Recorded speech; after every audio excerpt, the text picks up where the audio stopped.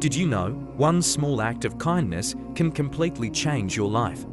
Even open the doors of paradise for you.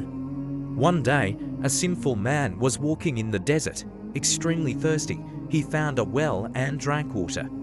As he came out, he saw a dog desperately licking the ground, trying to find water out of thirst. The man realized the dog was suffering just like him, so he went back into the well, filled his shoe with water, and gave it to the dog. Because of this small act of kindness, Allah forgave all his sins and granted him paradise. Just imagine, such a small kindness, such a huge reward.